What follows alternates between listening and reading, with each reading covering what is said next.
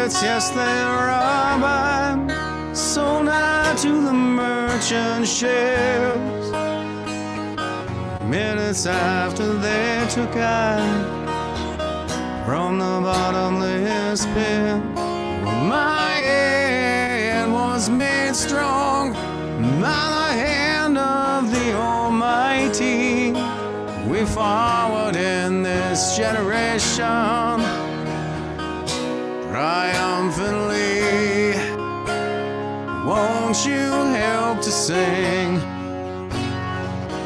these songs of freedom? It's all I ever have.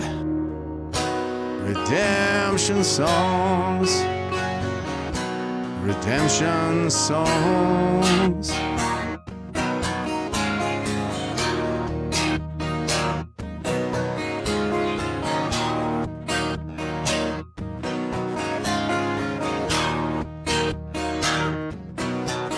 Emancipate yourselves from mental slavery. None but ourselves can free our minds. Oh, have no fear for atomic energy, 'cause none of them can stop the time.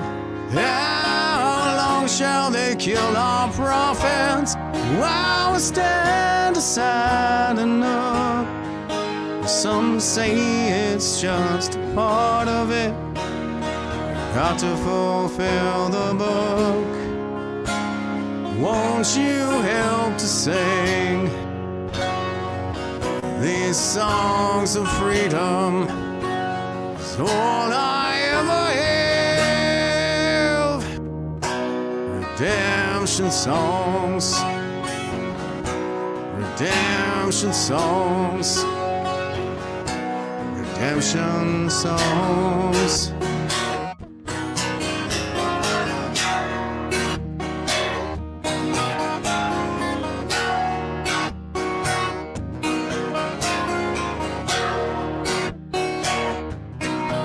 Emancipate yourselves from mental slavery. None but ourselves can free our minds. Oh, have no fear for atomic energy, 'cause none of them can stop the time. How long shall they kill our prophets while we stand aside and look? Some say it's just a part of it. Got to fulfill the book. Won't you help to sing these songs of freedom? It's all I ever have. Redemption songs, redemption songs. It's all I ever have. Redemption songs, redemption songs, redemption songs.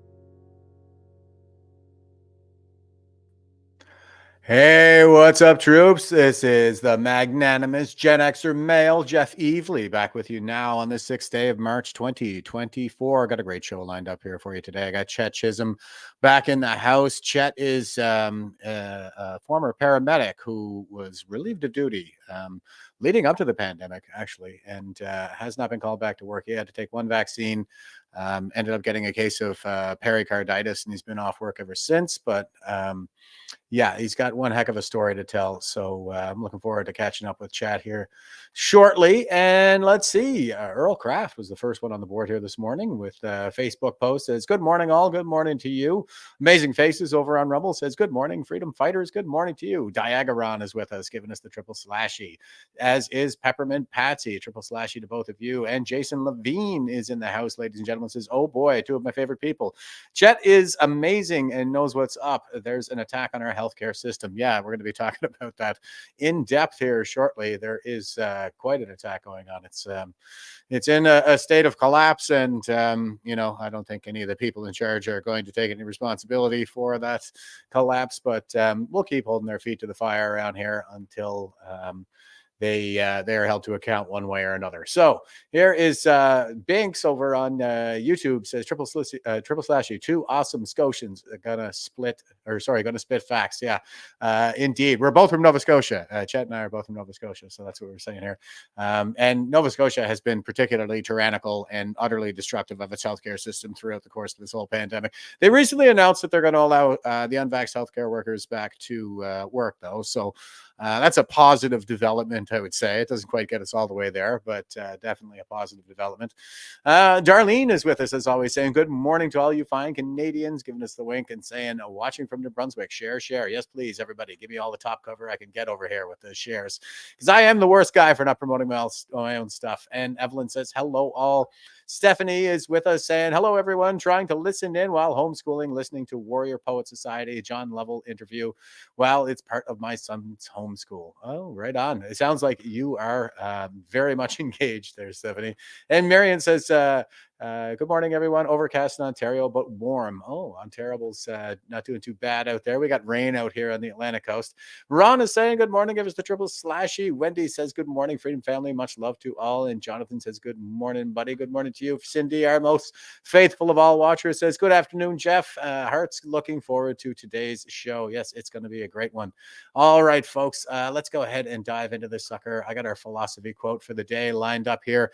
This is Hippocrates, as in the Hippocratic Oath. So he's kind of the father of medicine in the West, going all the way back to ancient Athens. And he says, wherever the art of medicine is loved, there is also a love of humanity.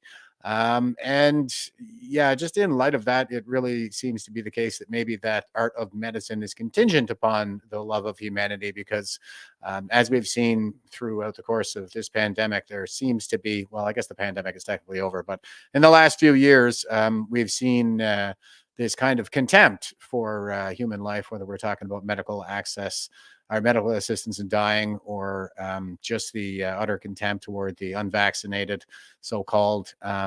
There's been a kind of inhumane treatment that's been inflicted on the rest of us, and the art of medicine appears to be absent in all of that. I don't know that anybody would say any of the stuff they've been pushing on us in the last few years would qualify as medicine, certainly not in any conventional sense of the definition.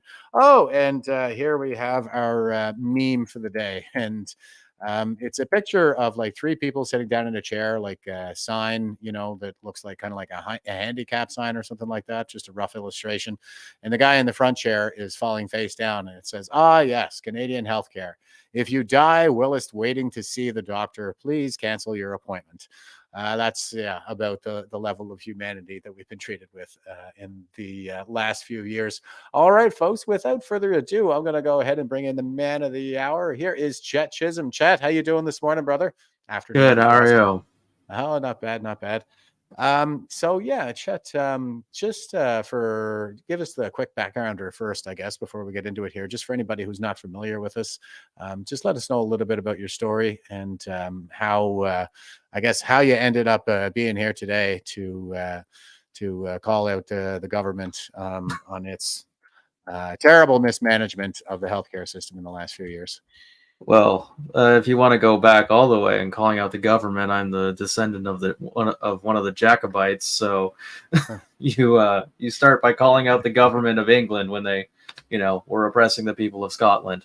Proud family tradition. Yeah, it's the family tradition of calling the government a bunch of jerks. But my name's Chet Chisholm. I'm like you. I'm a blue noser. I've been a paramedic since like 2011, 2012. Just prior to the pandemic, I went off work with post-traumatic stress disorder. And hi to my aunt. With hopes of returning to work soon into the pandemic, because we were making good progress, and the treatment that I was looking to do, which was EMDR, was has a good track record of getting people back to work. And of course, the first day of that was the first day of lockdowns. Everything got canned, everything got canceled. Eventually had to get vaccinated in hopes to try to return to work. Got pericarditis as a result, was denied medical exemption, and was ultimately terminated from having that clock tick down. I wanted to hold your full-time position. Wasn't even allowed to return to work. That's recently been lifted. I helped organize some of the National Citizens Inquiry in Nova Scotia. I've spoke at numerous things throughout the whole course of the pandemic. Met with James Top on occasion, and worked with you guys from time to time. And I've been around. Right on. And just for everybody's clarification, so you were off on medical leave due to PTSD. I imagine there were little to no resources available during all of the COVID lockdowns in terms of facilitating recovery and getting you back to work. And then as you attempted to come back to work, you took the vaccine, you took one shot to get back to work, got pericarditis. And then they said you couldn't go back to work because you're considered unvaccinated with just one shot. Is that correct? Yeah. It didn't count. And then eventually they modified they changed what the requirements was. So like you had to have two of the primary series. And so I had one of the initial primary series, but then they changed what the primary series was. So you had to have the most recent one. You had to have 2 doses of that. And Nova Scotia Health removed myocarditis and pericarditis from the medical exemption list. Good Lord. Yeah. Yeah, which, kills people. Yeah, no kidding. And again, I'll reiterate that inhumane treatment that has kind of underlined all of this, the whole approach since this all began. Well, it's pretty tough to practice the art of medicine with that backdrop. One thing to touch on with that, because you mentioned the Hippocratic Oath at the start. For those who don't know it, the short version is do no harm, but it's in terms of both spellings, so that harm is not something you inflict, and that harm is something that you understand and recognize. And that got thrown right out the window. Yeah, boy, I'll say. And recently we saw, this is Nova Scotia Civil Liberties Association. So they've been very active in all of this. And they put this post up that says, effective February 26, 2024, the Nova Scotia Health Authority is amending their COVID-19 vaccine policy and will no longer require employees or candidates to receive a primary series COVID-19 vaccine as a condition of employment. Those on unpaid leave can begin making arrangements to return to work as early as February 26th. Note, anyone on unpaid leave that does not make those arrangements by March 15th will be deemed resigned from their position. So after all of that, they're apparently not checking to see what everybody took throughout all of this in terms of number of shots or what kinds of shots or anything, and they are allowing people to get back to work. Finally. And that comes on the heels of them being sued. So I had that not happened, because there's several lawsuits. Paul Westhaver could comment on this better than I could, because he's part of his wife's part of one of them.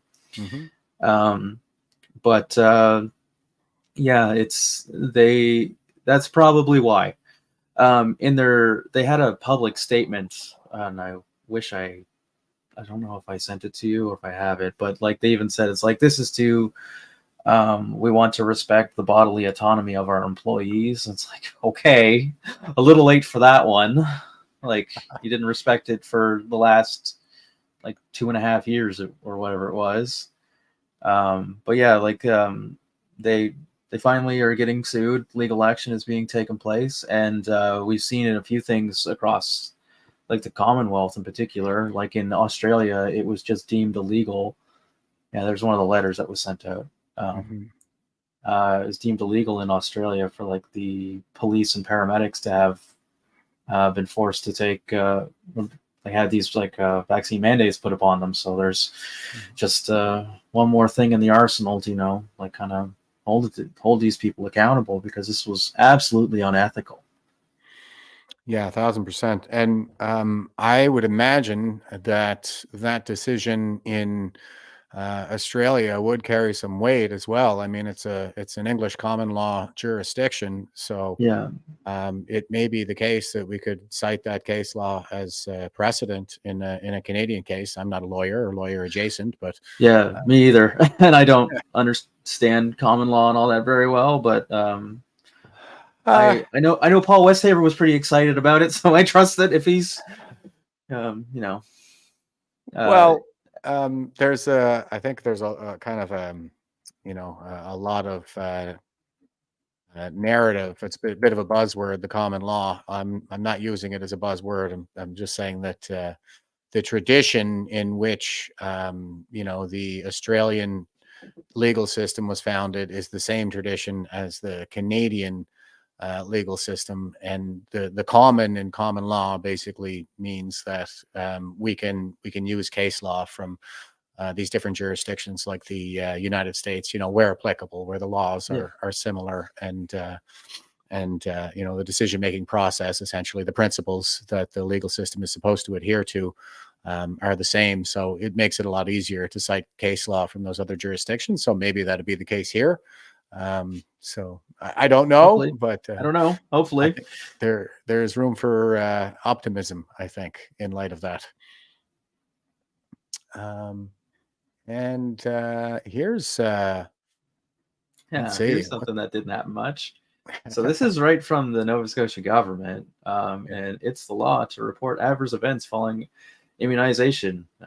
So serious adverse events have to be reported within 1 business day, and not so serious within 5. Mine has been almost 3 years, and it still hasn't been reported. So they're a little slow. Yeah, no kidding. Them. Yeah. Well, and we saw, like, so they're saying that this is a notice, I take it, to people within the public health system, that they have to report these incidents. However, throughout all of this, I mean, we've been hearing all of these reports about how physicians were pressured not to report these vaccine injuries. Kayla Pollock comes to mind. We're fundraising for Kayla because she was rendered a quadriplegic when she took the shot, and she had her physician on a recording saying that, yes, this is the kind of thing that we're seeing, these kinds of neurologic events following the shot. But he wouldn't put the report in as a vaccine injury because he's afraid of losing his license. So we've been seeing this is a complete 180 as well. When and like this has always been the case. Like you can go back through like there's old documentation of like just like doing like flu shots and stuff, like the manuals and stuff of how you have to report things, and it's always been like this. You have to report it. Similar to Kayla's case, like when I was in the emergency room the last time, the physician that was there said, "I'm not sure what's going on, but I think we need to do a full cardiac workup on you." As in, I know it, but I'm not saying it. And it was the same thing with like Sean Hartman. Like it didn't get reported. And lots of people that I know, it hasn't been reported. like I know quite a few people, like even like just here in town, and other parts of Nova Scotia, who've been injured. Whether one of the guys that I work with, or I guess used to work with, because we're both off work now. His wasn't reported. Members of the CAF, Armed Forces, theirs weren't reported. And it's ongoing. And like what they did with like Kayla Pollock, it's egregious. It's disgusting. And like the sheer fact that they've offered her medical assistance in dying is obscene. You are never supposed to offer it ever. You are never supposed to like upsell it or anything like that. That they have to come to you and ask you about it. It's like, as paramedic, the patient has to bring it up, because it's unethical otherwise. Because like if someone's in a tremendous amount of distress, you can you can sell them on anything almost. Like it's awful. Like it's they only just backed off of offering it to mental health patients as well. Yep. Like I would technically have qualified for it because I have post-traumatic stress disorder, and like there was talk about they wanted to make it available for anyone who had a mental illness. So that's anything in the DSM-5. Which is crazy. It's crazy. Depression. That's what you want to do is offer somebody, especially like because we had there was the whole scandal there that got swept under the rug about it being offered to PTSD afflicted veterans, and there was one case in particular where a woman was so frustrated with the lack of response in getting her a wheelchair ramp for her house that they said, well, you can always take MAID and then you won't be. That's after it was like 5 years of her putting in the request to get the funding for the wheelchair ramp.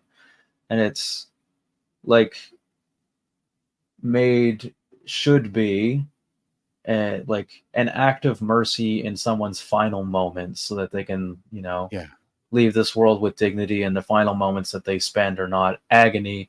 And it was a moment of connection and like saying goodbye with their family.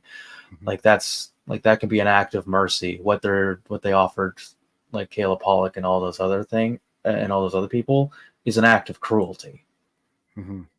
It's appalling.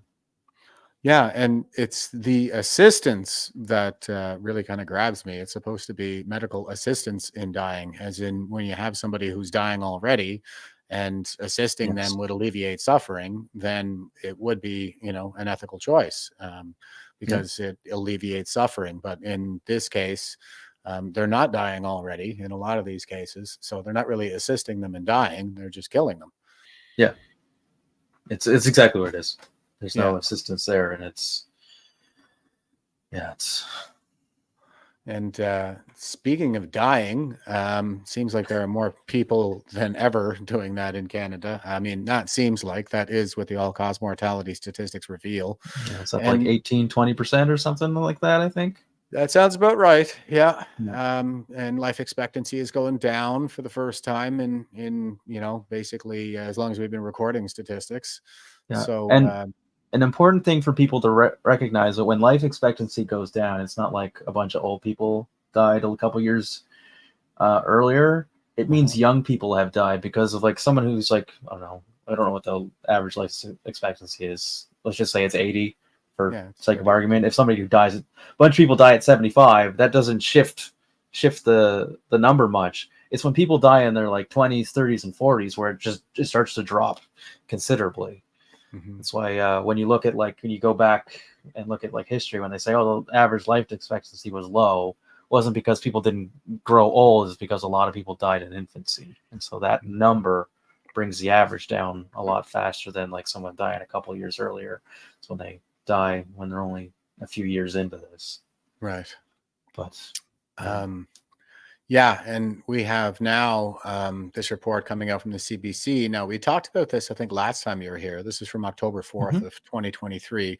And it says, after a critical report, Nova Scotia promises to fine ambulance company for poor service. Report found average wait time for ambulance in 2022 rose from 14 to 25 minutes. Holy smokes. That's an increase of, Yeah, and they're contractually obligated in most areas of high density, I think, to meet a response time of 8 minutes.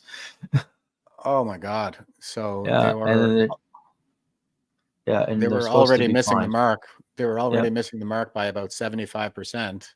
And yep. then that wait time, geez, it looks like it went up another 80%, probably 75%. 76, I think it was what it was in the report. Okay. It's 76%. And um, again, it's kind of like how averages work. For things to jump up a lot, it means you got to be blowing that time window Yeah. by quite a bit, which I'm sure we'll talk about in a little bit here. But Yeah. it's pretty consistent, and that's been happening for a while, particularly through the pandemic, and things weren't good leading up to COVID. Yeah. Things were in rough shape, and it's only gotten worse. And like there for I think on average in the report it said about 25% of the ambulances were shut down every day too because there was no staff. Huh. So we run about somewhere around 100 or so trucks per shift, and a quarter of them are shut down. So what typically happens is your most rural communities kind of lose their ambulance because when you do coverage, everything kind of shuffles towards the most concentrated areas. So like if for instance, if Halifax gets really busy on a normal day, like all the Halifax trucks get tied up, then trucks from like Musquodoboit, Milford, Truro, New Glasgow, and then like Antigonish, everything kind of shuffles towards Halifax. And then as trucks free up, they kind of slide back. But if you're down trucks, everyone kind of has to move in the halfway points along the province just to provide a wider range of coverage, which increases the response time everywhere, right? Well, it's now if it's supposed to be 8 minutes and it's at 25, that's an increase of over 300%. Yeah. That is that's incredible. And more recently, we have from the 1st of March 2024, this is the CBC again. They say Nova Scotia government has twice warned ambulance provider about poor service, says healthcare minister. Province complained in August and October. So yeah. This would be like the same service that, you used to work for, right? Yeah, it's the only one in the province. So EHS/EMC took over in the mid to late 90s. It used to be run by the funeral homes, and like the Victoria General Hospital ran an ambulance service in Halifax. And so they all kind of were all bought out and they merged into one to be a provincial service, which I think is a better idea. It has its problems, obviously. But in terms of like getting coverage and stuff, like it's a better idea. And but it's they're supposed to, if they don't meet their contractual obligation, they're supposed to be fined. I looked at the fine. It's only like $10,000 a month, which is nothing. Yeah. Right. Like that's pocket change for them. So like if there's no pressure on them and the fine is so low, and where's the incentive to improve things? If we can just run things like this as they are and only have to pay $10,000, which they're not getting charged anyway, it's where's the incentive to improve things unless it comes from public pressure, and that is coming. There'll be more on that later, but it's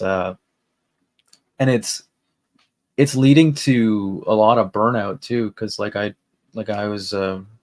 I was at a funeral for a colleague, not last week, but the week before. He was sick for a while, like he got diagnosed with cancer before COVID, and he worked as long as he could until, you know, he was too sick to work, and then took the last few years off and passed away. But I was talking to one of the guys I worked with for ages.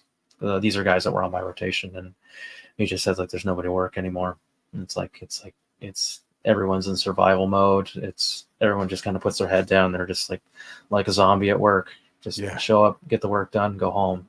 Yeah. Whereas when I first started working, back in, I was a student in 2011, and I started work in just around the spring of 2012.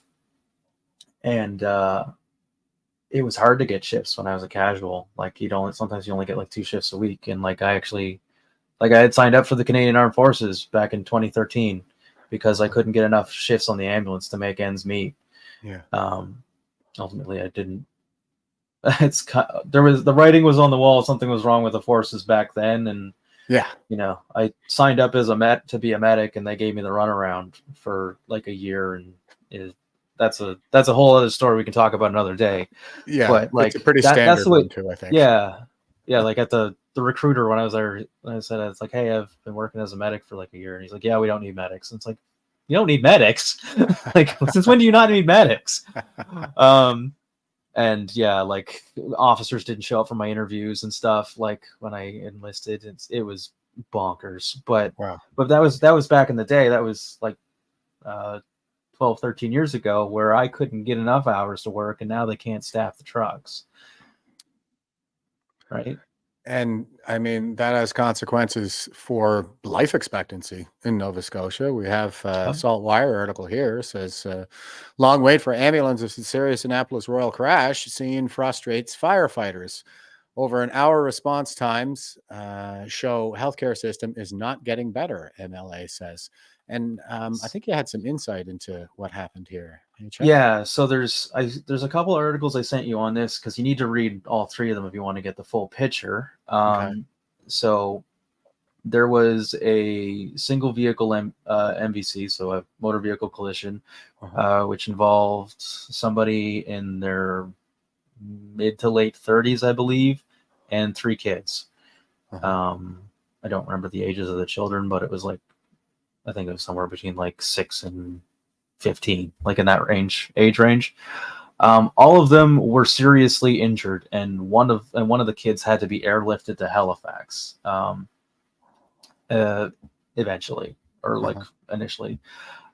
So fire was dispatched on scene, and there's nothing that's not public. It's all in those articles you can read. And the MFRs that were there had to wait just shy of 2 hours for the first ambulance to show up on the scene of a car accident on the highway, with 4 seriously injured patients.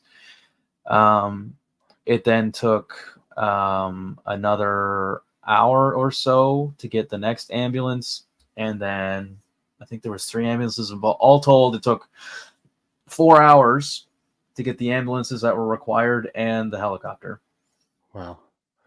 And this is in an area. The firefighters were the ones that were first dispatched to the scene too. Like, that's not EMS or EHS. But I think you mentioned this last time. Is they're trying to gap fill with even volunteer firefighters? Well, what they're doing is they're starting the emergency medical responder program, which starts in May. It was supposed to start this month initially, but it's been postponed to May. Okay. And it's it would be similar to like medical first responder training, maybe probably a little bit higher than that, but it's 3 months of training versus the 3 years that I did in school.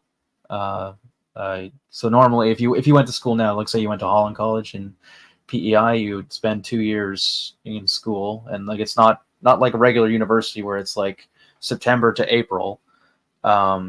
It's like the whole year pretty well. You may get like a month off in the summer. 2 years to become a primary care paramedic or a level 1. And then if you want to become an ACP, it's 3 years total to become a level 3. Level 2 is grandfathered in and kind of been phased out. So, but it's like you got guys like if you were to be a paramedic, like a brand new paramedic now, it's at least 2 years of training, 3 years if you're an ACP.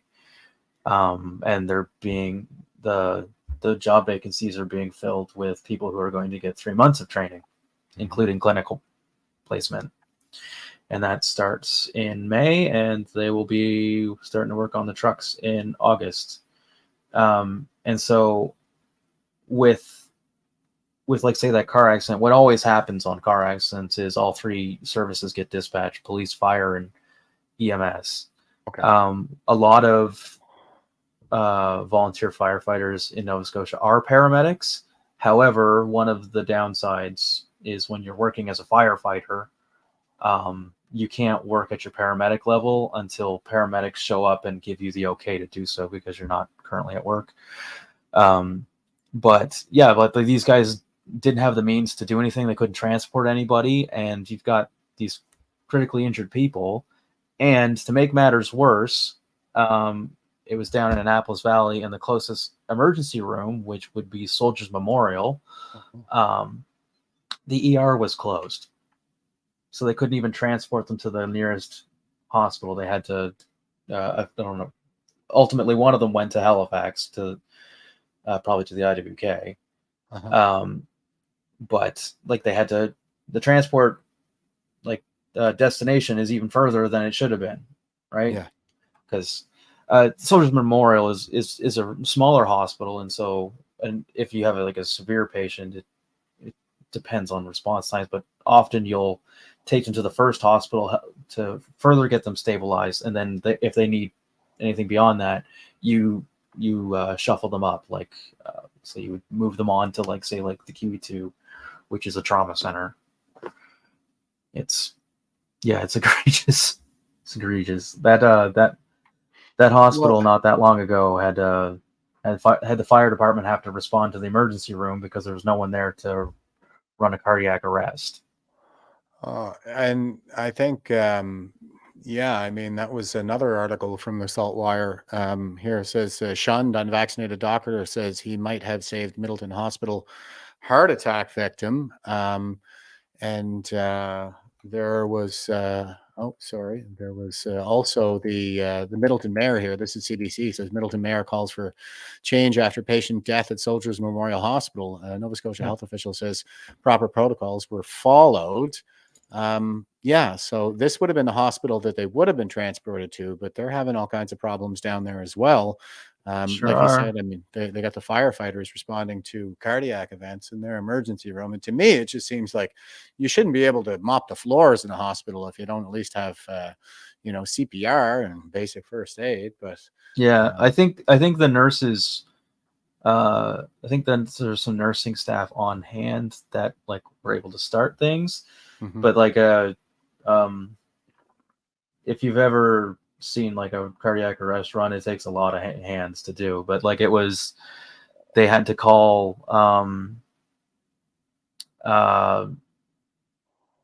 they called 911 because they didn't have the adequate resources to run it properly, and so fire gets there, and EHS, which are running a cardiac arrest in the emergency room, which shouldn't happen.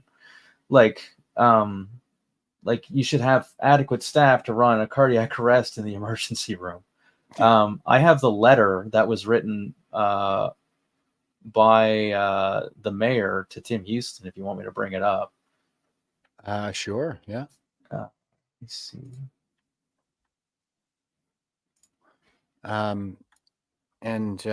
Also you're talking about a staffing issue, really, when it comes down to it. But here is the letter. So there's 2 pages. I'll bring up the second page, but okay. So I'll read it for everybody. So on April 26, 2023, we emailed you a letter expressing our concerns regarding the ER closure at Soldiers Memorial Hospital.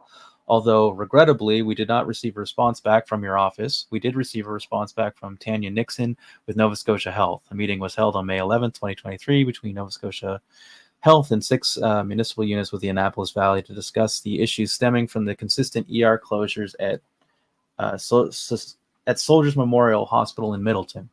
Although a healthy discussion was had, we did not leave feeling confident that the province of Nova Scotia and Nova Scotia Health have a site-specific strategic plan for restoring the emergency room to a 24-hour, 7-day work service. No timelines could be provided. It was communicated by Nova Scotia Health that 5 to 7 physicians are required to reopen the emergency department for a 24-hour service. We understand that work is very likely being done behind the scenes. However, to our residents and to us, there does not appear to be any headway being made. I am writing you today to ask about an incident that occurred at Soldiers Memorial Hospital, which also involved our volunteer fire department. On Thursday, June 15th, 2023, around 9 p.m., the Middleton Fire Department and EHS, which that's the ambulance service for those who don't know, were paged to a cardiac arrest. The address given was a Soldier Memorial Hospital emergency department. Since the ER was closed at this time, our fire department assumed that somebody arrived at the hospital with chest pain and emergency services were called. However, when the fire department arrived on scene, they were taken upstairs to the medical floor. The patient in cardiac arrest was an admitted patient at the hospital. Our fire department was informed that there was no doctor on site, nor was there one on call. However, a doctor was on their way from Kentville, which is about 30 minutes away. While waiting for the doctor to arrive, the Middleton Fire Department responders assisted EHS with chest compressions on the patient. They continued to provide life-saving measures until the doctor arrived. Unfortunately, the patient did not survive, and the doctor called time of death when they arrived on scene. And just give me 1 sec. I'll pull up the second page here. I had them saved as an image. So Okay. Yeah, and what I take from that is the person who went into cardiac arrest was already admitted to the hospital. Like they were staying in the hospital. Is that what I got? Yeah. So they were already a patient. It wasn't like they were waiting in line at the emergency room. Like they were already in the damn hospital when they went into cardiac arrest. So, and there's the second page. We are writing to communicate the severity of this incident. Our Middleton Fire Department, which is a volunteer municipal service, should not be called to a hospital to provide medical aid to an admitted patient. A hospital is where people go to receive medical treatment from healthcare professionals that work there, not volunteer firefighters. Our firefighters are on call to provide emergency aid to the public. That emergency aid should not extend to a hospital where inpatients should already have access to a doctor. Fire services are a municipal responsibility. Healthcare services are a provincial responsibility.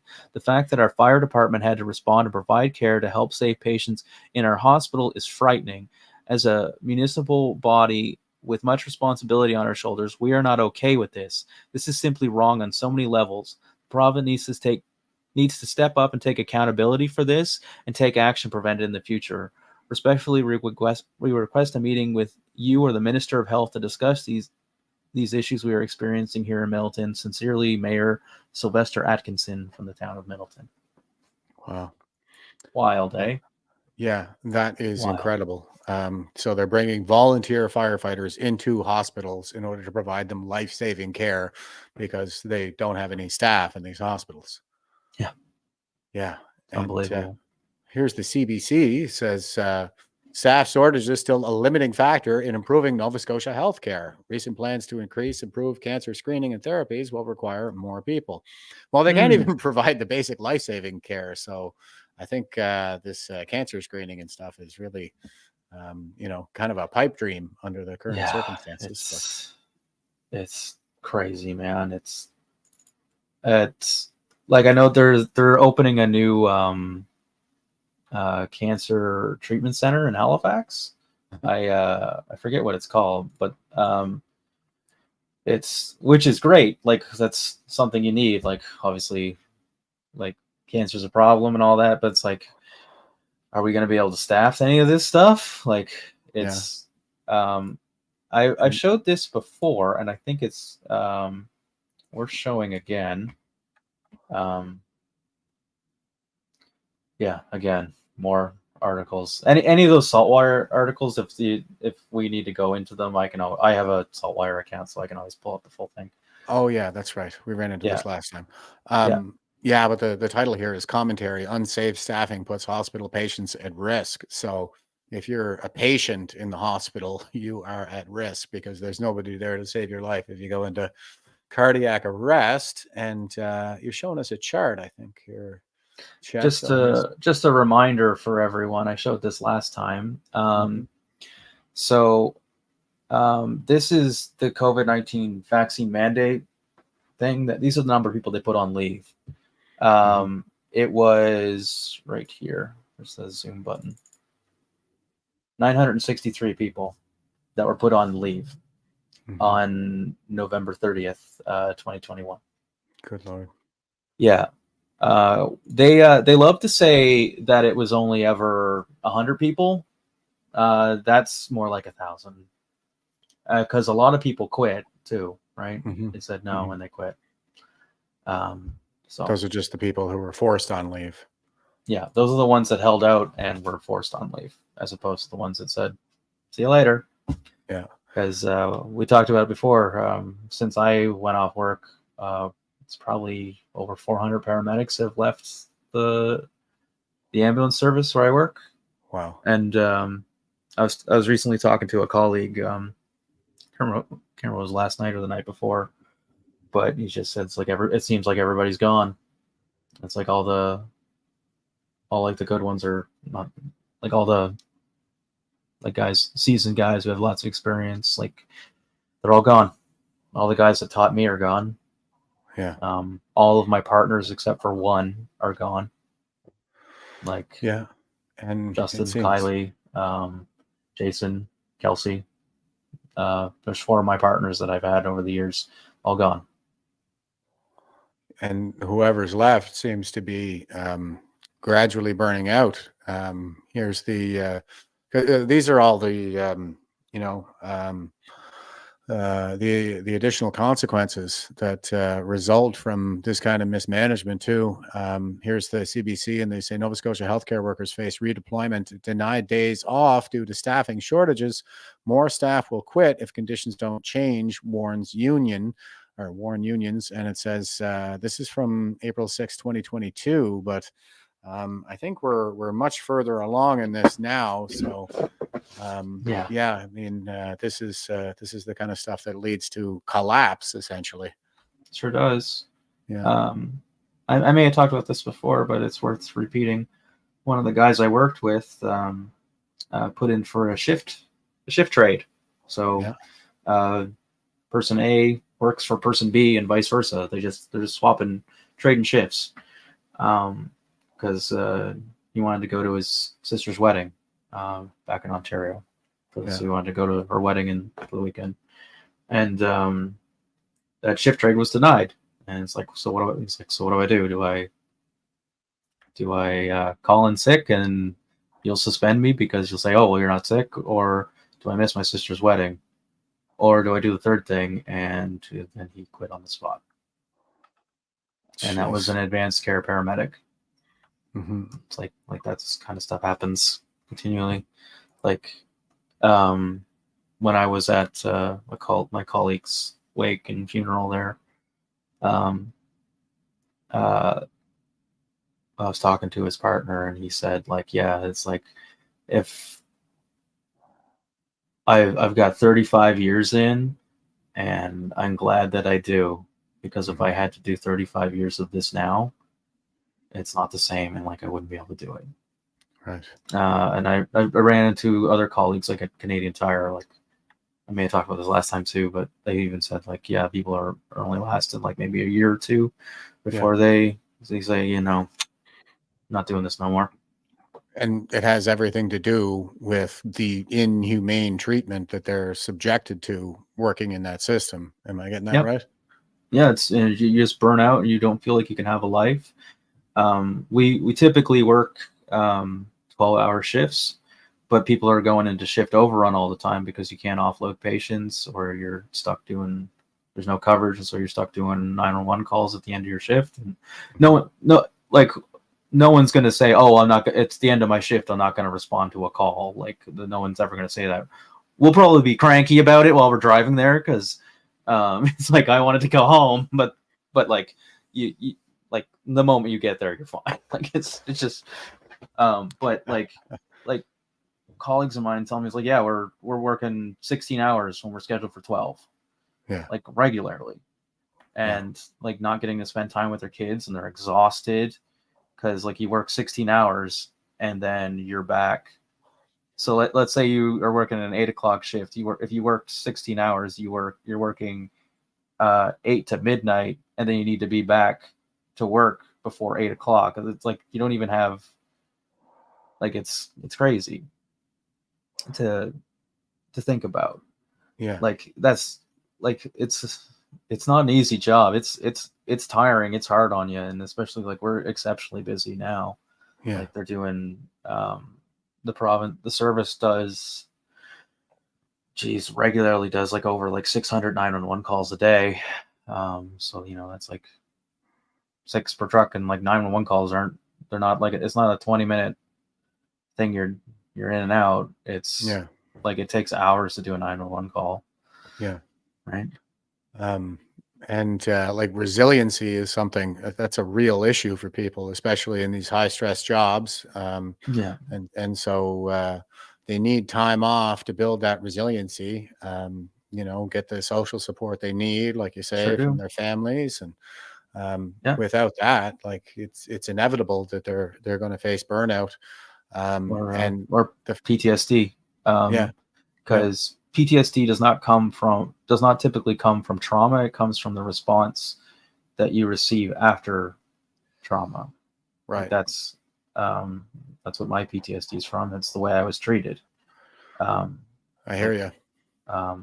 Went through some rough issues, and it was just, the way you're treated. Like I did a part of it was at the end of, before I went off work, like I did a bad 911 call with my partner and had requested, hey, like we need to do a debrief after this. It was the death of a 17-year-old girl, and I won't go into the details of it. But they said afterwards, like, we need to debrief on this. Like, we had equipment failures. My partner is struggling because, had already been dealing with PTSD before. And the answer I got when I requested a debrief was no. The fire department did one. It's like, well, we're not on that fire department, and we don't live in that community. Mm-hmm. So, and they're just like, no, it's not going to happen. It's like, wow, okay, well, you just set 2 people up to fail then. Yeah. And that's far from an isolated incident. Like, it happens all the time. Yeah. Yeah. All the time. And I've seen the same trends really throughout the course of my service in the military. Speaking of inhumane treatment, here's Halifax Examiner, and they say Department of Health suing Antigonish doctor in connection with refusal to get COVID-19 vaccination. So it's like he has a concern over the Health Canada listed side effects associated with the vaccine, refuses to take it, faces termination, and now not only has he been terminated, but they're going after him in a lawsuit. It's she, and her concerns were menstrual and pregnancy related issues, because she's not, she's of that age. It'd be Dr. Scary. And so not only did they put her on administrative leave and eventually get rid of her, they're suing her for breach of contract for $324,000. Wow. And I never met Dr. Scary. She started working here while I was off work. But I've heard from colleagues that some of them joked, it's like her name was appropriate because it was scary how much she knew. Like, she was regarded as exceptional. This is her entry on the College of Physicians and Surgeons. And if you look down at the bottom there, she is no longer registered as a physician in Nova Scotia because she has removed her license as of January 1st.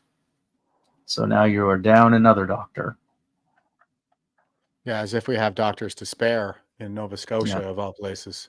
I went through the list from my hometown. I'm from Antigonish, like where this happened, and I just kind of scrolled through, and I think there's like 4 or 5 doctors along with her that have decided to retire at the start of the year.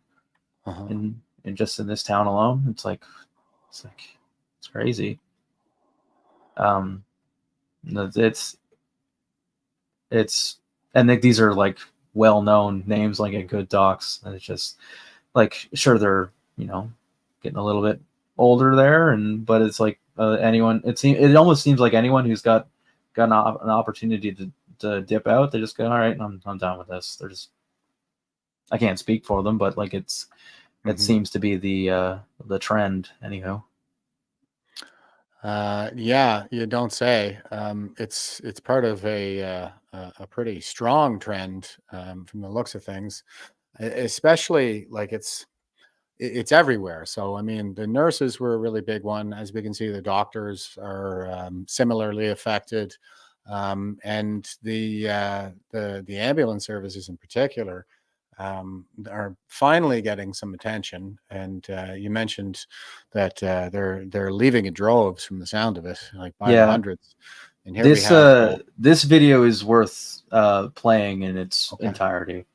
I think I got it queued up to the spot. There's a little bit of an intro there, but I queued it right up to about where we want to start here. But let's check it out, guys.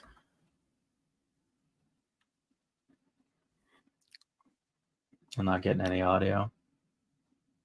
No audio? All right. Maybe I got a problem here. Just one sec. Jason Levine always shows this to me. Because I always screw it up. You have to share the window or something. Yeah. Or the tab. I might have just forgot to click the button there when we were starting, but that happens. Here we go. Road, the greater the effect on 911 call response times. Auditor General Kim Adair has 4 reasons that contribute to this problem. She points to offload delays at emergency departments, paramedic staffing challenges, an increase in the volume of 911 calls, and more closures at rural emergency departments. Adair acknowledges the healthcare system is complex. It's hard to look at one component of the system and only focus on that, which is what we were doing here at Ground Ambulance Services. There's a myriad of issues and pressures impacting response times, and there's so many interconnected parts. But she says there needs to be more accountability for dealing with offload delays and the ongoing challenges that paramedics face. Those challenges are driving people from the profession sooner, and last year resulted in the inability to staff 23% of daily scheduled ambulances. The health minister says she's part of a group that's come together to try to improve the situation. There is, for the first time, a table that has Nova Scotia Health, Department of Health, the Paramedics Union, as well as the college, and we sit as a group and problem solve some of the things that really are very difficult for paramedics in the field. Thompson says this has resulted in changes to improve the workplace and working conditions for paramedics. She says there's also an effort to open contract talks sooner before the agreement expires to address long-standing concerns paramedics have expressed about their wages. Although Adair's report today notes that paramedic wages in Nova Scotia are in line with the rest of Atlantic Canada, union representatives have expressed concerns for years that paramedics who train here often leave for other parts of Canada where they can make more money. Michael Gorman, CBC News, Halifax. Well, I'm skeptical, not just of this idea that paramedics are fleeing the province in search of higher wages, because that's always been the case, and this is a recent development. But also, like I'm quite 12 years. At least. Yeah, exactly. And also, I'm skeptical of this idea that hiring more bureaucrats, the likes of which are responsible for creating this crisis in the first place, to do problem-solving roundtable on this is going to solve the problem at all. It's not more bureaucrats that we need. It's more frontline health workers. So, yeah, that's just incredible. Yeah. So. It's worth noting that we just got a pretty sizable raise. Like if everything was hunky dory and I was back to work and I was, had was able to finish that last leg of my ACP training and work as an ACP, like I'd be making pretty good money. But I'd still be making less money than if I was working in Ontario as a brand new PCP. I'd be making around 44 an hour, I think it is, and a brand new PCP in like Ontario makes something like $54 an hour. Wow. Yeah. But I don't know. Maybe living in Ontario, like there's a cost of living Yeah. differential No, there. obviously there's that too. But it's a lot of guys, like when I first started out, a lot of ACPs left, like 13 ACPs left in my region to go work out west, and like they were making bank, and they were getting flown back and forth, and like so. This is something that I noticed that I'll show that was brought up. I can't remember her name. Elizabeth Smith McCrossan. She's the what is it? She's the independent candidate that remember a legislature that in like Amherst, and she brought this forward recently in October. Okay. And it's an act respecting to the creation of a provincial ambulance service, and it's gone through its first reading, but like some of the things that she's put forward, which I think are pretty good, is I think it's this stuff right here. So saying they'll develop a provincial ambulance service strategy in order to create a provincial ambulance service, and this strategy must include recommendations to ensure that all EMC paramedics have a pathway to continue working as paramedics for the provincial ambulance service as employees of the department. All EMC paramedics who become employees of the department are entitled to the same employment benefits as existing department employees. The International Union of Operating Engineers, Local 727, continues to represent them. In negotiations, the province ambulance service wages will reflect the national average, not just the maritime average. Provincial ambulance service paramedics have improved access to mental health benefits and services. All provincial ambulance service staff receive pension benefits after retirement. All provincial ambulance service staff receive medical and health benefits that continue after retirement and reflect the medical and health needs due to lasting effects of trauma that often occurs in the careers of ambulance service staff. Right. I think if that goes through, whether it will or not, that's at least a step in the right direction. Yeah. And well, there seems to be more awareness about this across the board too, and it's something that's common, I think, to a lot of the professions that we're talking about, whether it's military, fire, or EHS. And Tim Houston was tweeting out about mental health supports for volunteer firefighters, ground search and rescue. So he says volunteer firefighters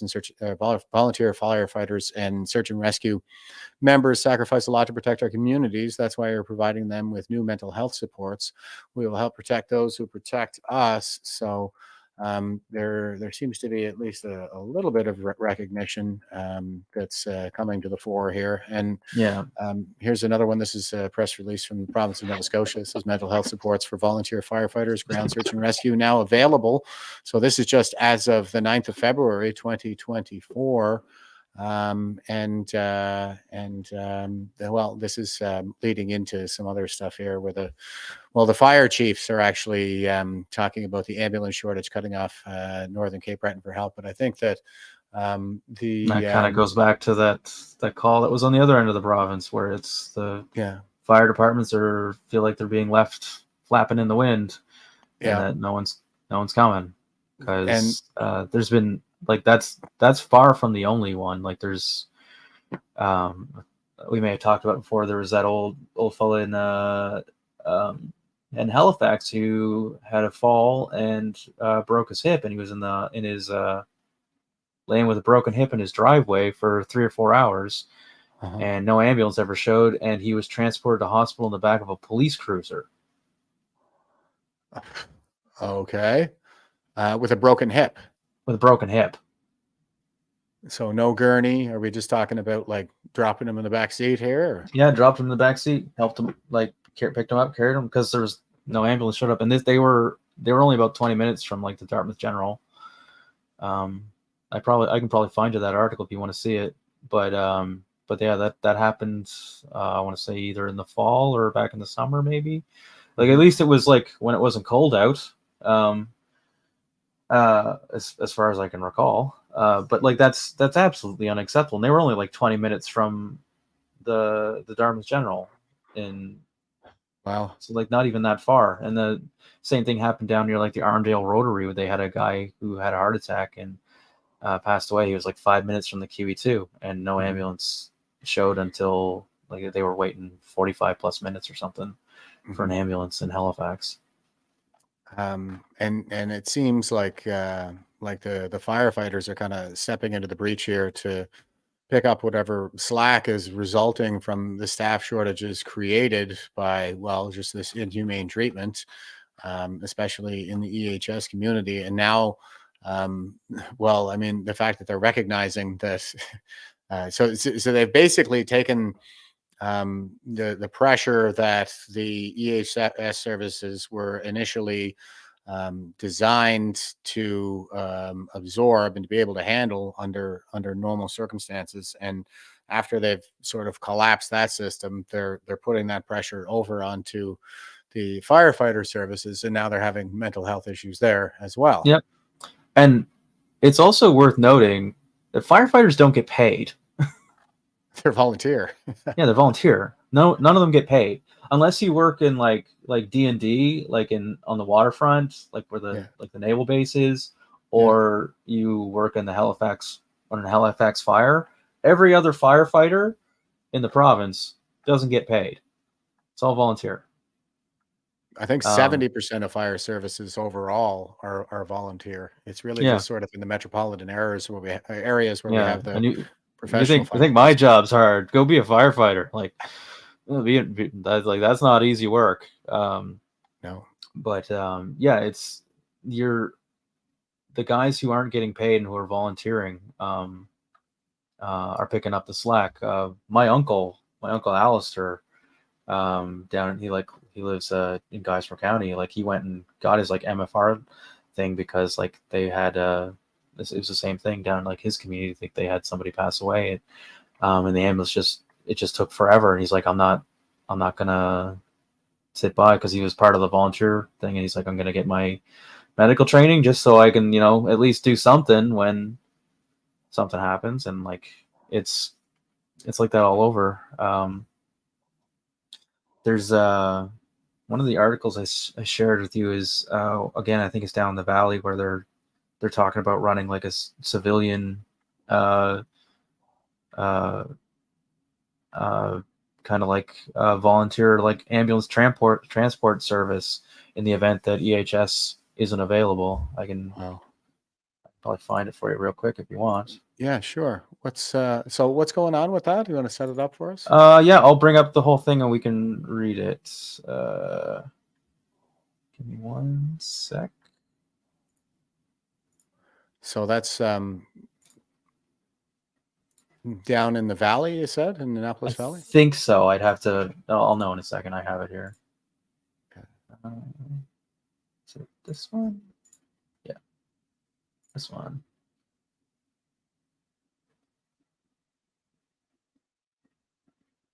So again, on Saltwire. So ambulance concerns, we know the regulations say we can't do that, but it's come to the point where we're going to do that. Where is it at? Wow. Central Woods Harbor, in Shelburne. So support is growing for a plan by medical first responders, MFRs, in Woods Harbor in Shelburne County to establish an independent transfer unit in the community so that if there's no ambulance available, they can offer that option to the family and patient. Now, when an ambulance isn't available, all they can do is help the family get the patient into a car or truck or send them off to the hospital without any support. About 50 people attended the public meeting in Woods Harbor on February 28th to discuss the plan to recruit volunteers and to lobby for support of Bill 338 by signing a petition. That's the one I just showed you, the Provincial Ambulance Service Act or whatever it was. With like the things to try to support paramedics. This has been going on for years now, says Graham Dixon, who is the deputy chief of medical and also a fire captain in Woods Harbor, Shag Harbor Volunteer Fire Department, about waiting for ambulances that aren't available or take far too long to arrive. There's only so much we can do with our training waiting for an ambulance, Dixon said, adding the situation is not only stressful for the patient, but also for first responders. Yeah. We decided to do this because we decided we're not going to do this anymore, said Dixon. Transport them instead of waiting for hours watching somebody die. We just want to give them a chance. Whether it makes a difference at the end of the day, at least we can say we tried. Dixon said part of the meeting was to see if there's support for establishing a volunteer transport service for the community.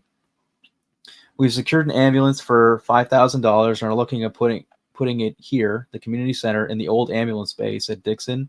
Members of the fire department in a separate group will transport the patient when no ambulance is available, he said, emphasizing volunteers with the transfer service would only be acting at their capacity as first responders and not as paramedics. When MFRs are dispatched on a medical call, they know through their dispatch if an ambulance is coming, if it's not available, and or how long a wait will be. We want to give the family the best chance that they've got, and we want to be able to load the patient up and go if the family and patient agrees to that, said Dixon. We know the regulations say we can't do that, but it's come to the point where we're going to do that, Dixon said. There's a provincial legislation concerning medical transport called the Emergency Health Services Act. In previous interview with Saltwire, Kaliha Perot, I may have probably butchered that, communications spokesperson for the Department of Health and Wellness, said, in addition to the EHS Act, there's a province contract with Emergency Medical Care Incorporated, which names EMCI as the exclusive provider of ground ambulance services, medical communications and dispatch services, EHS specialty services, and air ambulance services. Perot said the current provincial legislation does not permit volunteer first responders or their agencies to transport patients from scenes to hospital. Wow. So it's getting pretty desperate just to get those emergency services. Yep. I mean, up to snuff. Unbelievable. Yeah. And I saw you sent me some other stuff there with respect to just how hurting, people within the services are. There's this post here from Instagram, and there's been a lot of these as of late. Yeah. And then when this one was in particular for Dan O'Neill, who was I knew who he was. My preceptor, that was one of his best friends. And like, these are the guys these were the best of the best. Yeah. I liked what she had said. Her first thing is having got a little more rowdy today, because these guys were rowdy. These are the guys that taught me, and the guys who started when these are the kind of the guys who have been phased out, and unfortunately, like Dan passed, had retired because he had PTSD, and he developed cancer and passed away a few years ago. Mm-hmm. But yeah, like these were the best of the best. Like, everybody knew who Dano was, whether you ever worked with him or not. But like, they were the OG rowdy, like Gen Xer guys, right? And like, some of us, that they passed down that rowdiness and punk rock attitude too. Like, my preceptor Steve McNeil was the same, and but like they drove Steve out too. Like, Steve quit years ago. I was his last student, actually, because they drove out Steve, my other preceptor Craig LeBlanc, Perry McDonald, who is regarded as one of the greatest paramedics that's ever worked in this province. Like, they abused him so bad and just drove him crazy that he said, "I've had enough. I'm going to go," and he joined the RCMP. So if things are that bad in the RCMP, which, oof, things are bad. But the thing is, like I say, is if there's anyone out there that's would be a fantastic police officer, would be Perry McDonald. That's exactly who you'd want, because he was top tier. My aunt Evelyn would know Perry, can confirm he was the best of the best. They all were, all of them. Yeah, I believe it. I mean, you say the RCMP, and I kind of chuckle a little bit because it certainly seems to be the case that it's the same problem across the board with the mismanagement and heavy-handed leadership, the social abuse, I think, that's sort of inflicted on a lot of these people in these jobs. Yeah. And I know there was a lawsuit from a few years ago against the RCMP where one of its members was claiming, the toxic culture really led to the decline of his mental health. And you're talking, I guess, about that. You're within that same theme when you're speaking about the response to the trauma that's received. It's not so much the initial trauma as it is the way you're treated in the wake of that trauma. So, pardon my skepticism when I say that, I'm not entirely convinced that the RCMP is going to be much better. Oh no, but I just say it's like if going to the RCMP is regarded as an improvement, then yeah. Best of luck to you, brother. Yeah, he's doing great.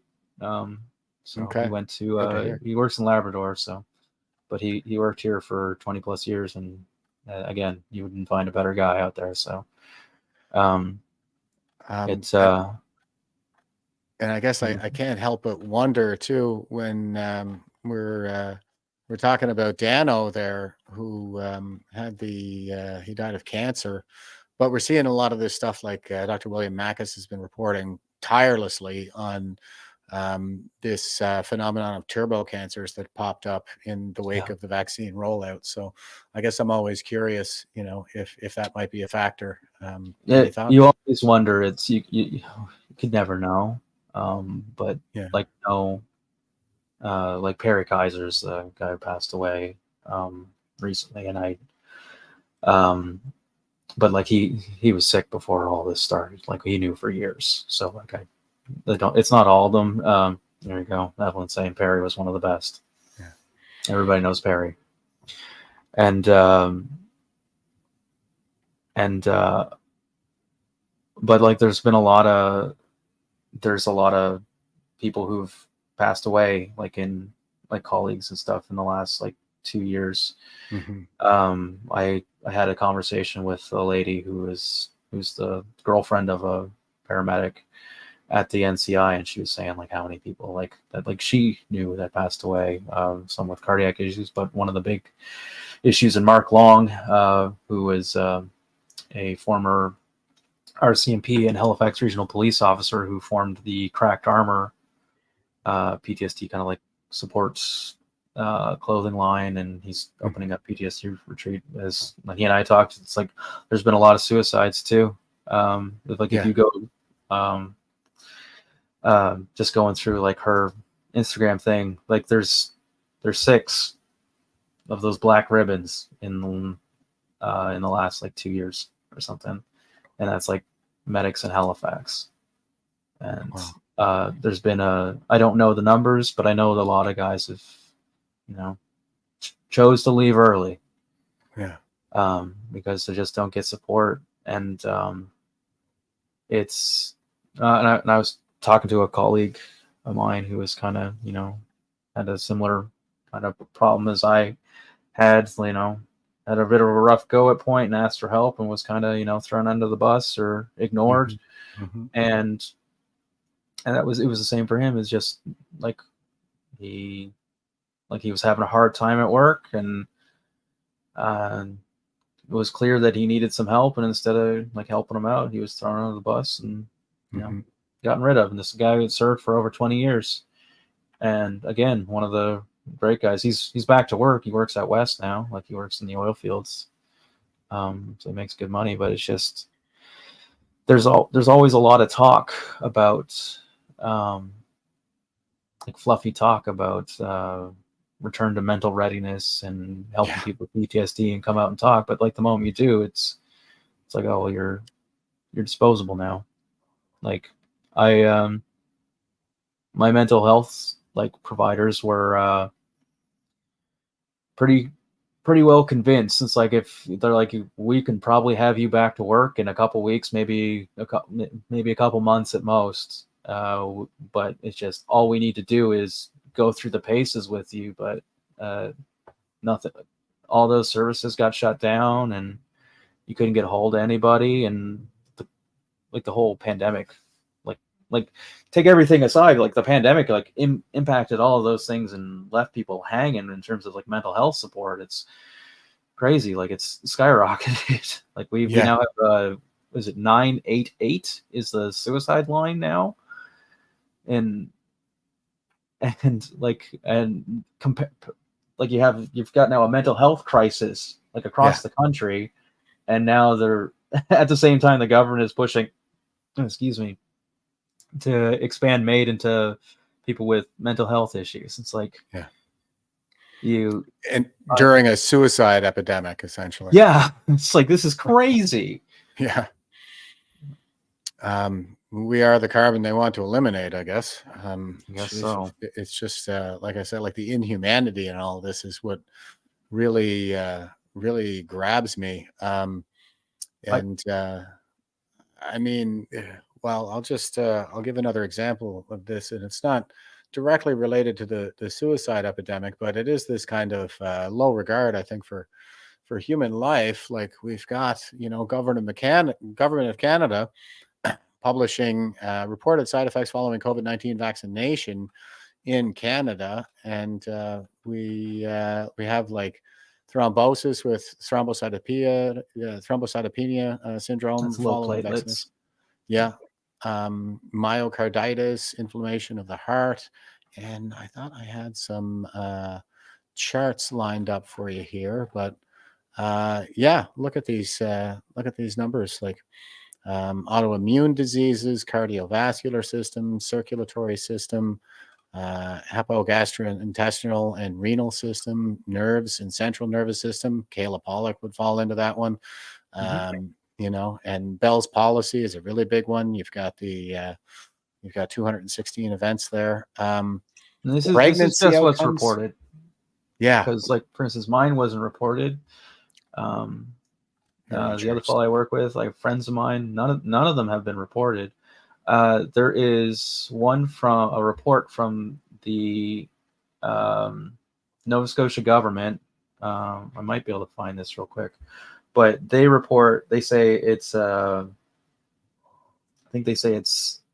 they had a serious adverse events reporting rate of 7 in 100,000, which, when you boil it down to the lowest common denominator, it's 1 in 14,600 of serious adverse events, which include something that requires you to be hospitalized, left you disabled, injured, or dead.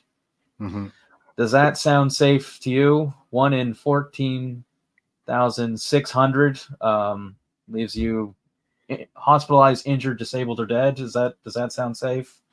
Yeah, when we're talking about serious injuries too, we're talking that's just serious. Like, that's like debilitating, life altering, disabling kind of injury that we're talking about here. Yeah. Let me see if I can pull that up real quick while we're talking. Yeah, we got some numbers here up on the screen too. This is the quarterly numbers for COVID-19 vaccine adverse events reports received for all people in total doses administered per reporting period up to and including January 5th, 2024. Yeah, like it's ongoing. And it looks like it really peaked here back in August of 2021.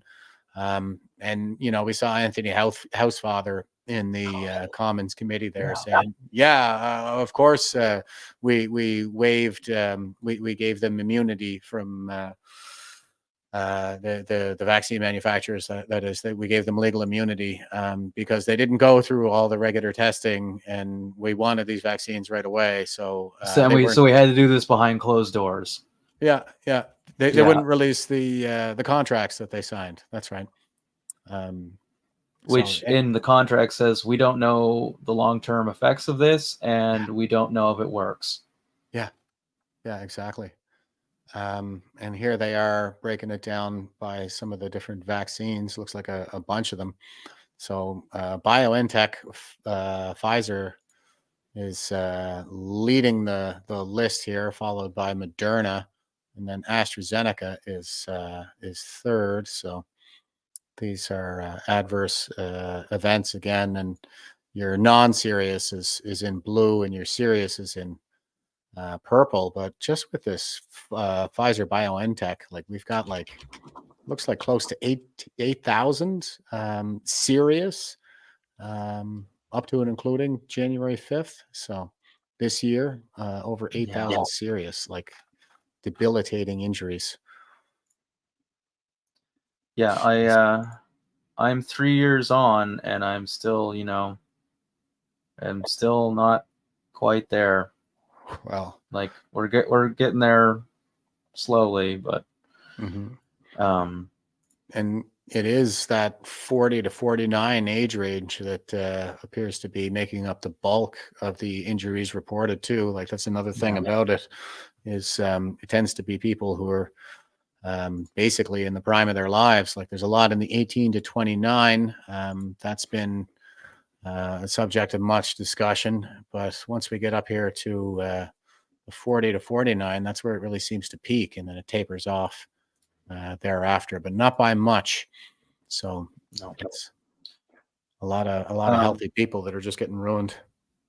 I can't find that article on hand. If you want to give me 2 seconds, I know I have it printed off with like all of my vaccine stuff. If you want to give me 2 seconds, I'll run and grab it and I can read it to you. What the Nova Scotia government actually said.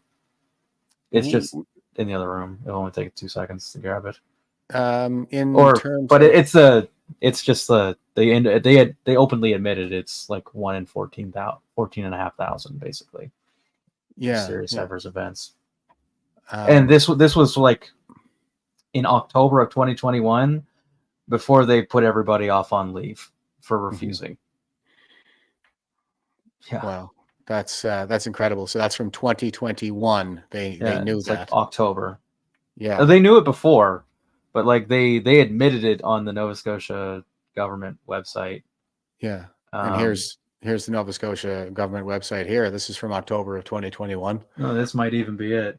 Yeah. Public Health committed to monitoring vaccine safety. And it says the following is an op-ed from Dr. Robert Strang, Nova Scotia's Chief Medical Officer of Health, and Dr. Shelley Deeks, Deputy Chief Minister of Health.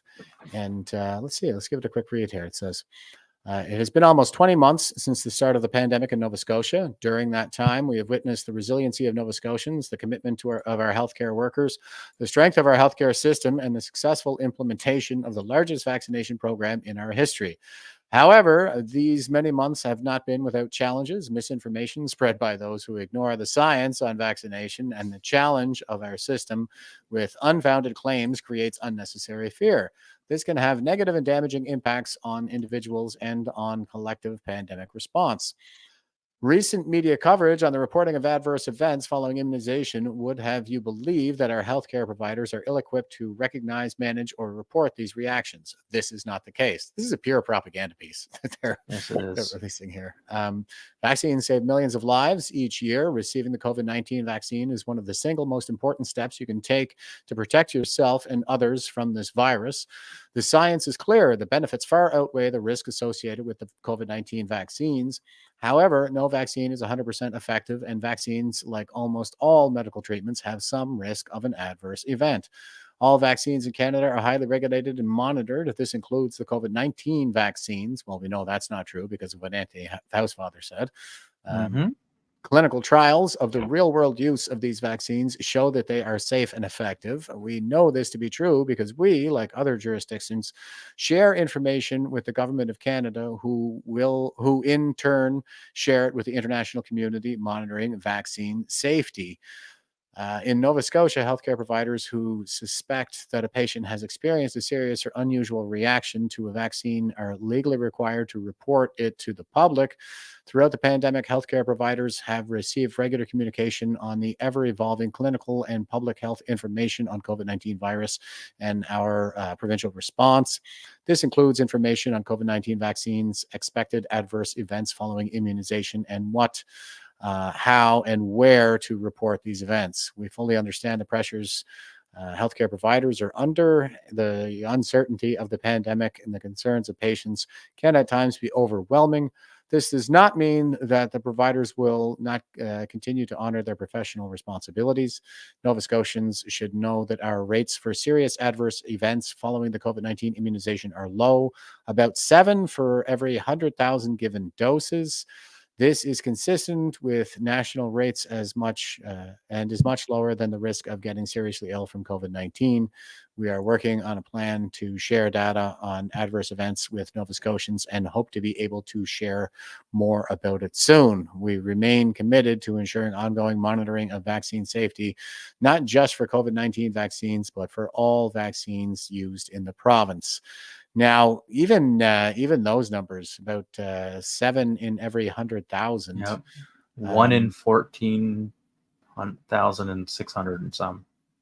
Yeah, that's staggering.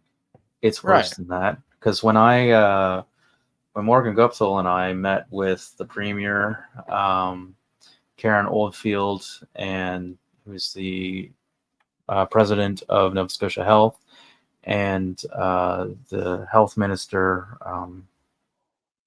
Michelle Thompson. When I met with them, and Morgan had asked, this is a year ago now. It was before the NCI. Asked when are these mandates going to be lifted, and they gave them that's the policy. We're sticking with the policy. And I spoke with them afterwards and said, look, I lost my job with EHS. I got pericarditis from this, and I can't get medical exemption. When is this going to change? Yeah. And I got the same answer. And even one of the doctors there admitted, it's we do realize that the vaccines are causing myocarditis and pericarditis at a rate of 1 in 5,000, particularly in young men. It's and that right there, that's just one thing, and that's higher than what they're reporting. 1 in 5,000 is crazy. Yeah. Myocarditis can be debilitating. And when life-changing.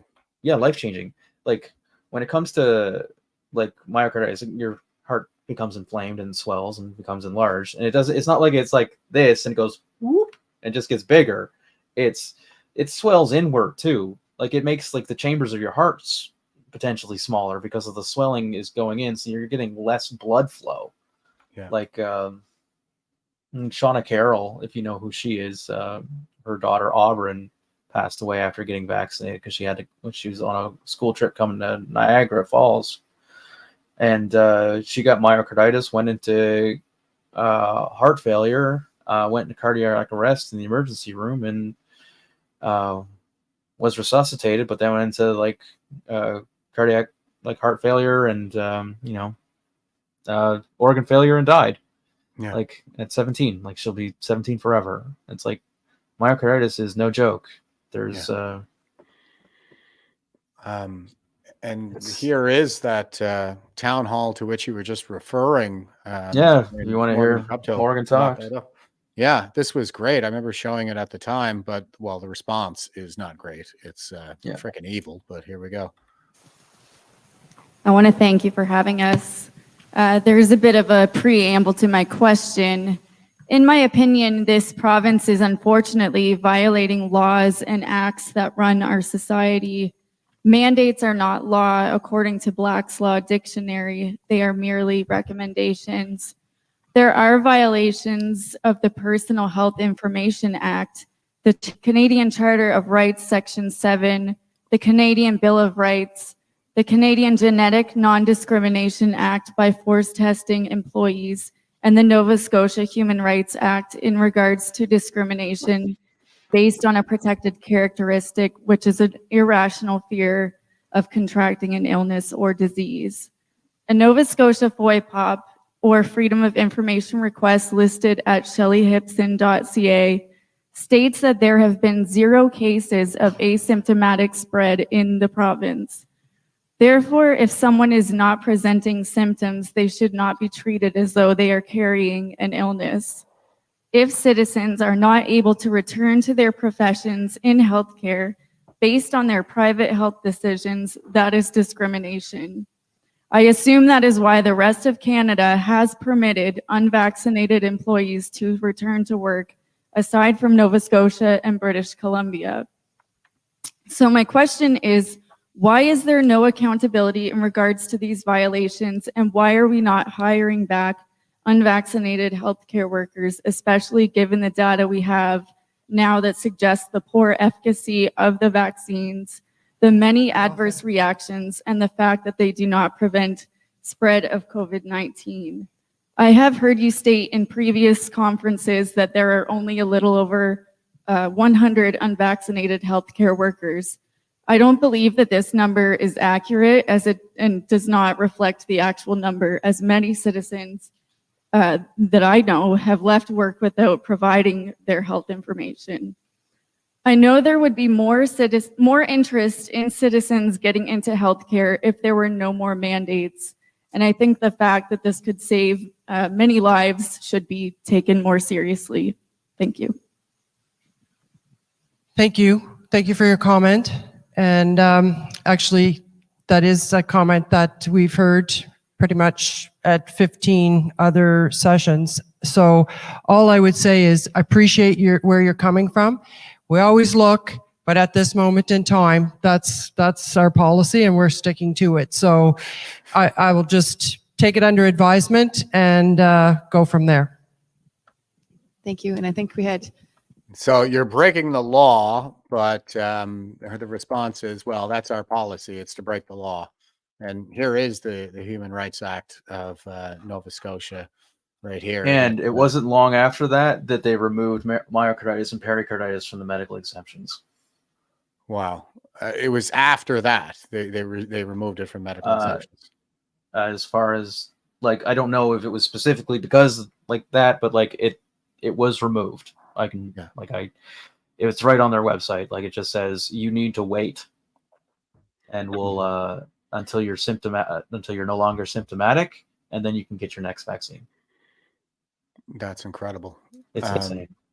Yeah, and it says right here, because they're talking about all these the fired healthcare workers, and it says right here in the Nova Scotia Human Rights Act that prohibition of discrimination, no person shall, in respect of employment, access to public services.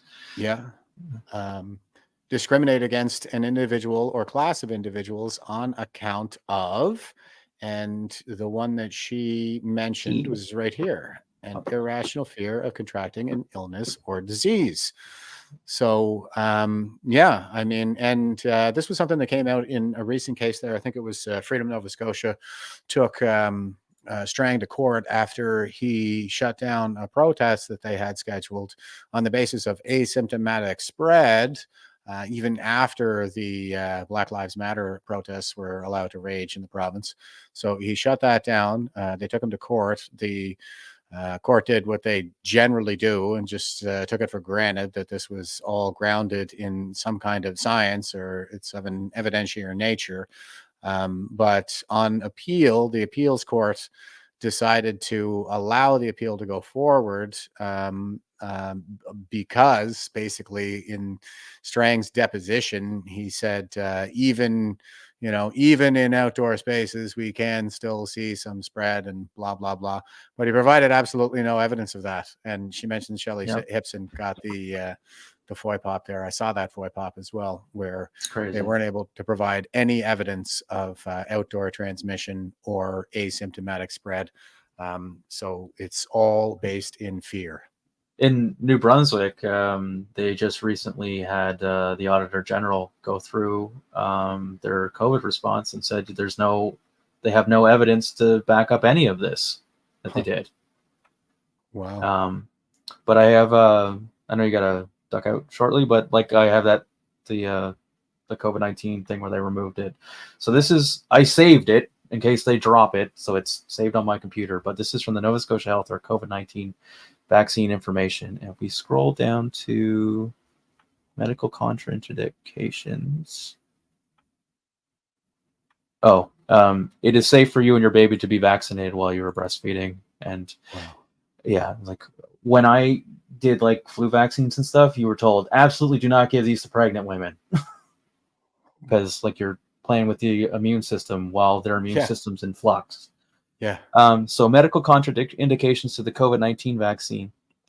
Medical contraindications against COVID-19 vaccines are limited in number and include a history of severe allergic reactions such as anaphylaxis, an allergy to a component of the COVID-19 vaccine such as polyethylene glycol, a history of major venous or arterial thrombosis with thrombocytopenia following vaccination with the AstraZeneca vaccine, so that's blood clots and low platelets, a history of capillary leak syndrome, so when your fluids in your blood vessels leak into your tissues and your blood pressure can drop. As a precaution, the National Advisory Committee on Immunization recommends that people who experience myocarditis and or pericarditis after the first dose of an mRNA COVID vaccine should wait to get their next dose of mRNA vaccine until further information is available.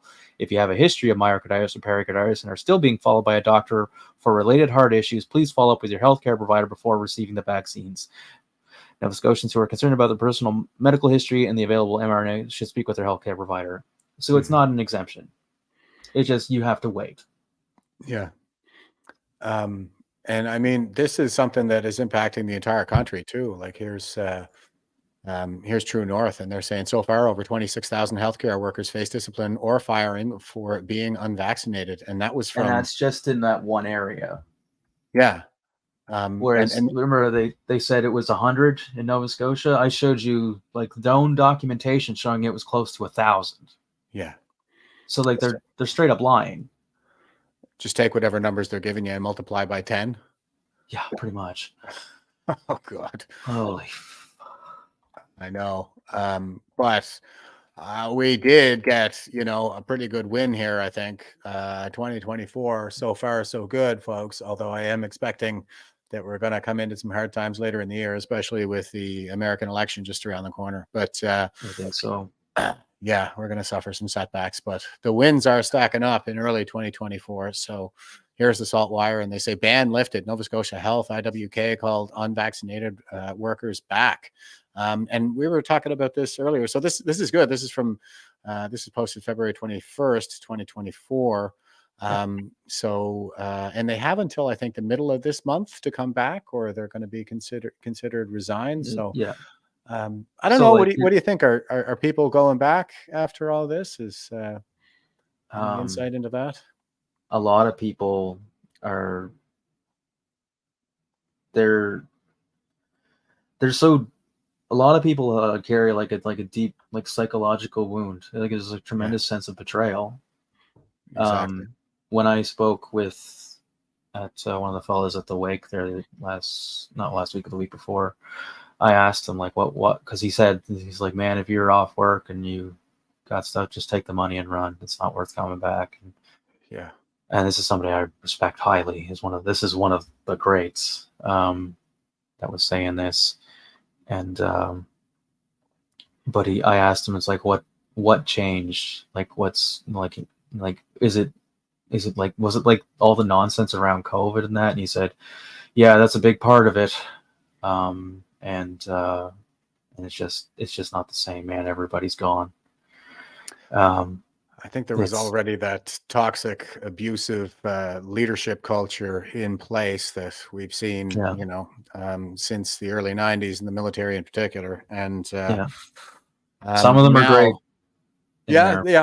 Some of them. But I think the prevailing culture is on the whole toxic. And with these pandemic measures coming into the place, like they just got license to go ahead and be as heavy-handed and as abusive as they wanted to be. So The problems were there, but they were exacerbated to the nth degree throughout the course of this crisis. I'll share you a quick story about my preceptor, Steve McNeil, the guy who taught me. And I wasn't on this call, but like this gives you an example of who these guys were or are. So they're still around. They're just not a lot of them aren't working here anymore. And what they passed on is, so Stephen Craig had responded to a psych call, like a psychiatric emergency for a girl like university age, and they got there, and so like I think one of the cops was there, and there was other people there, and it's like she was having a complete anxiety attack, complete emotional breakdown in the middle of the floor, and Steve just said, everybody out, kicked everybody out. It was just her, Steve and Craig. And what Steve did is she was curled up in a ball on the floor, and he just a couple feet away from her, laid down on the floor and just started to talk to her and treated her like a human being. And then like the dispatch kept chirping on the radio. It's like, you guys have been on scene for 20 minutes. Are you like clearing up, or are you moving on? Like, are you ready to transfer the patient? Because like there used to be this thing, it's like, oh, you got 20 minutes. Yeah. Unless it's like unless you're like working like a cardiac arrest, you should be on the road 20 minutes, which is insane. Yeah. And Craig just turned the radio off, and Steve laid on the floor with her until he was able to talk her down, calm her back down, and all he needed to do was treat her like a human being, to acknowledge who she was and what was going on, and that what she was going through was real, and treated her like a human fucking being. Yeah. And then that's all she needed. And that's all like any of us need, like the guys who are struggling through this, or anyone through the pandemic. Like that's all you needed to do, is you needed to treat them like they're people. Like you don't treat patients like they're numbers on a monitor. You treat them like they're the person that's sitting there right in front of you. That's right. And that's what's been lost. Is the humanity. It's the humanity. Yeah. Thanks, Chet, for sharing that with us. I mean, I think a lot of us can really relate to that experience. So I appreciate you taking the time to come in and speak with us about this again.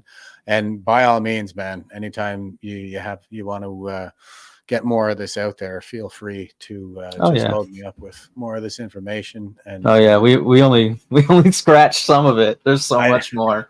There's a lot. And folks, I do have to kind of cut out. We rescheduled. Chet's been awesome with the flexibility too. I should definitely give you a shout out. One of the perks of losing your job. you gotta, that's right. You gotta take them wins where you can get them, man. Take them breaks where you can get them.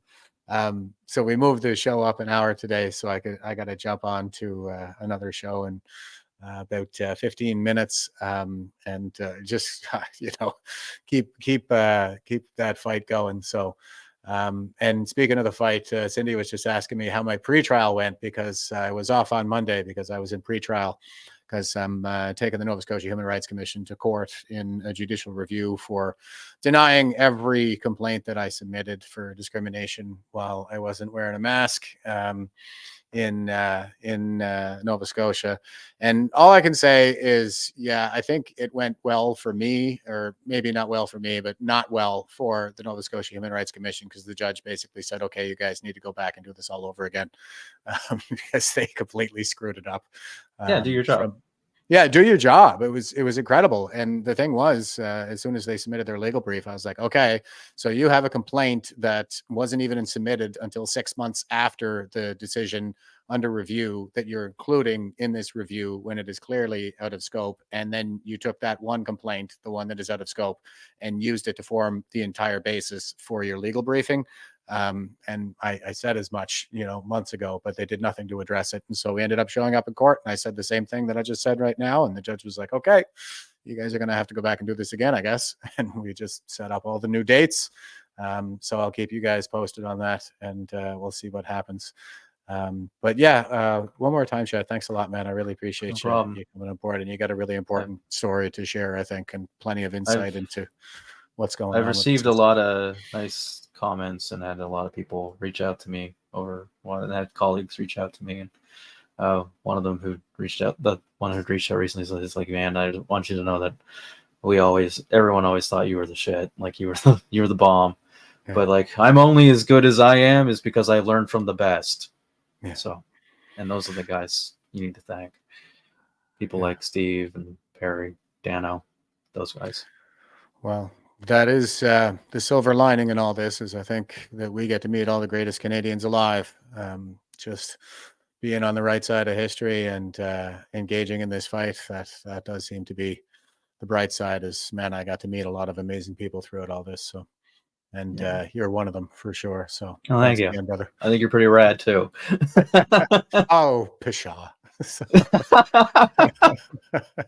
Right on, brother. All right, you take care for now, and Yeah, man. We'll we'll be soon. talking to you. Yeah, and to everybody who tuned in out there, stay frosty and stay safe out there. Won't you help to sing these songs of freedom? It's all I ever have. Redemption songs.